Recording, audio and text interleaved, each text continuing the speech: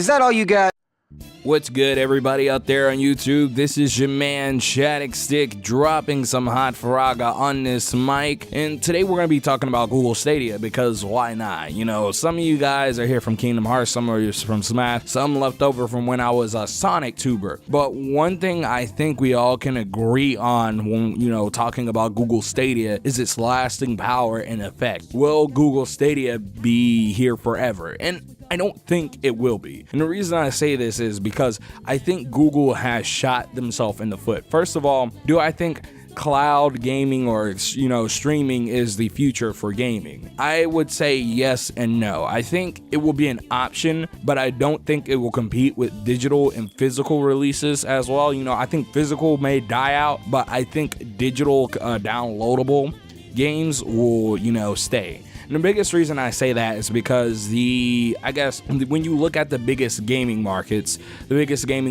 are specifically in terms of like home console sales and just that entire space in general. When we're talking about that space, the home console space, are North America, Europe, and Japan. And one of the biggest issues that I think Google Stadia or just any other cloud streaming service, whether it be xCloud or PlayStation Now, is going to have in the future is the North American market. And the reason I say this is because the North American market, most notably the US market, is just the internet connection speed is just not there and won't be for decades. Now, I will say this, the internet speeds in the United States did rise last year, and that's a good thing, but I think the biggest issue we have is still the rural areas, or just generally areas that have very limited ISPs, because the ISPs, you know, basically kind of strain people's internet. They basically give people slow speeds for, I guess, you know, more money, which sucks. But overall, I think that will be one of the biggest hindrances in the streaming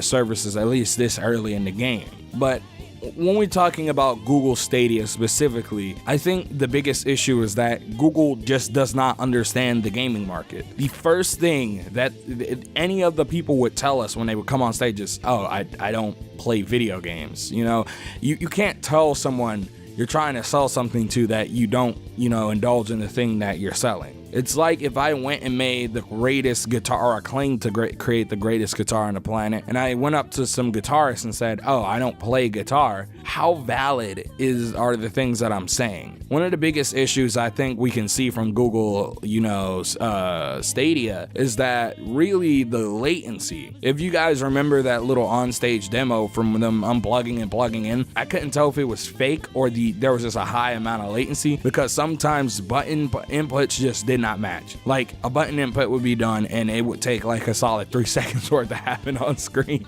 Like, it was kind of ridiculous. On top of this, Google seems to be bent on this idea that they can just make a claim without proof. Like, you know, they can talk about specs and that's all stuff on paper, but they are claiming they have games like, you know, Doom Eternal, and Doom will be shown off later, but they didn't show that off. They showed off Assassin's Creed Odyssey, but we have no games to see from Google Stadia, yet they claim to be making games in the background, which they may or may not be, we don't know. But the thing is, they're trying to sell us a new game platform without exclusives or anything to make us want to buy into this platform.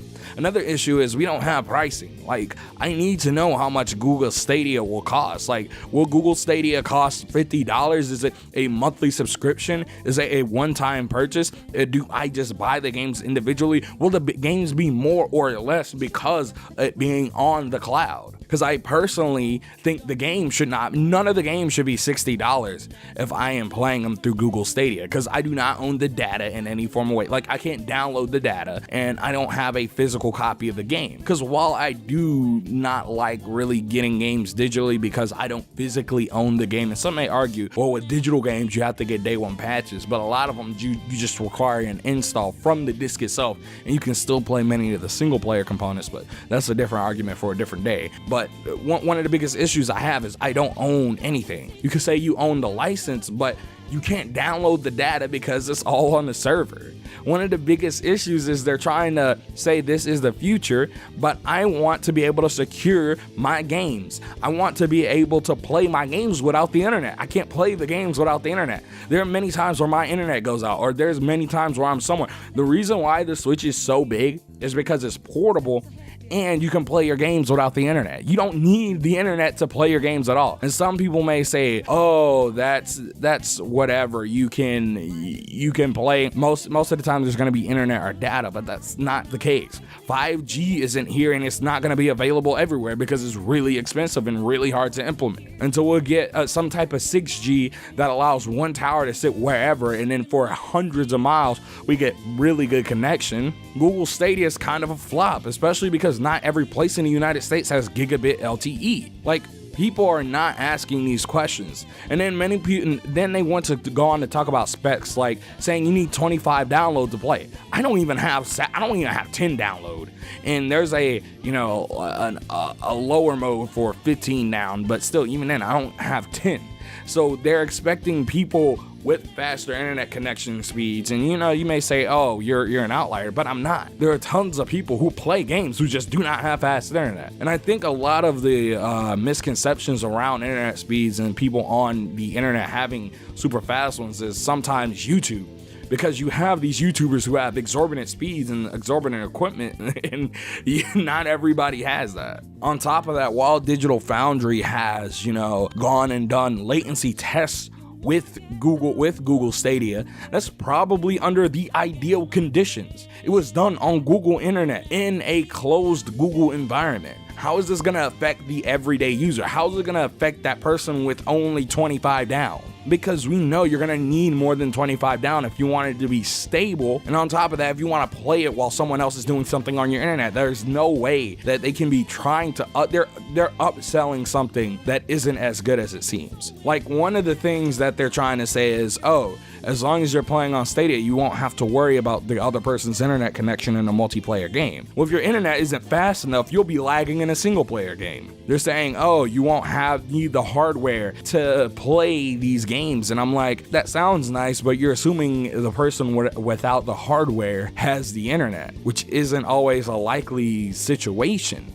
I have the hardware to play the games I want, but I don't have the internet to do it, to be a streaming. And then on top of that, they have this controller that is hooked up to devices via Wi-Fi. Many people may say, oh, that will eliminate the need to connect to different devices, but how much latency for that controller in the average environment will there be? Because you're gonna have people playing fighting games out. Because the thing that scares me about this is that if this is the future, unless you have some god tier internet, this can kill off certain game genres like fighting games, which rely on the least amount of delay. You're gonna have people playing Dragon Ball Fighters in 10 frames of delay on their controller alone. Like, it's kind of one of those things that I'm wondering, like, what are the questions, like, when are you gonna answer our questions about everything? Like, the media, I think, hasn't painted the whole picture of everything, or hasn't answered, or hasn't given us all the answers yet, and they're not posing the questions that we need for said answers. Like, the greatest example is the 10 teraflops thing.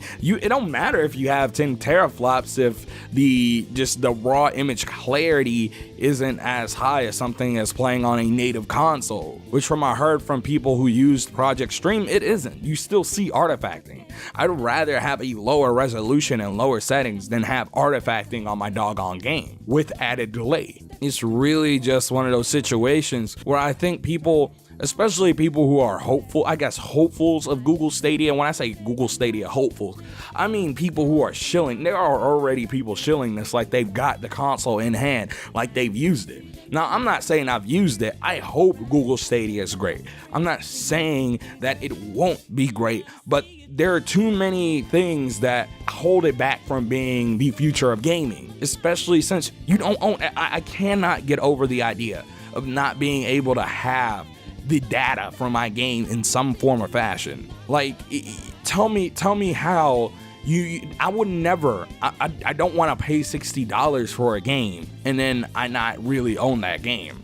Like, digital is already bad enough, but streaming it, I'm not paying 60 for streamed games. And I think a lot of people are the same way too. They don't want to pay 60 for streamed games. And I don't think Sony and Nintendo are going to hop on as fast with this stuff as Microsoft. Now, Microsoft, I believe their cloud service will be good because they're going to offer multiple options to buy the games. And then on top of that, I think the benefit of them being one of the big three developers and having an exclusive they're going to bring over, the most notable we have right now is Gears 5 and, you know, the new Halo Infinite, or Halo 6. I'll call it Halo 6 for, you know, short right here.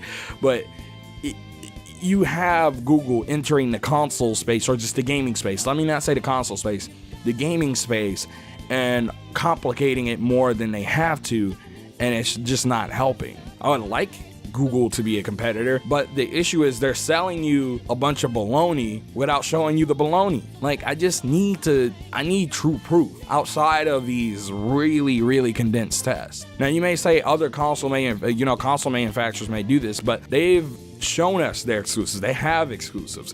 Google doesn't. They claim to, but they don't. They didn't show us any other game besides Assassin's Creed. They said Doom Eternal's working on it, but didn't show us anything from Doom Eternal. There are guys there claiming they don't play video games, but trying to sell bold statements to people who are gamers and get us to buy their console, or not their console, buy into their platform. You know what I mean, though, and it's ridiculous. I honestly, in a way, hope Google Stadia flops, and even xCloud to a degree, because I don't want cloud gaming to become the future. Because you may say that this is fear, and yes, I'm in fear of not owning my games. Some people are trying to compare this to Netflix, but it's not. Netflix is a service in which you're paying to watch something that doesn't require, you know, low input latency, where artifacting is far more acceptable, and where it gives you the option to even download the movie. You see where I'm going with this? I'm not saying that Google Stadia is the worst thing to happen in the gaming industry. That's microtransactions, and that's another thing for another day. But I think we need to be careful about Google Stadia and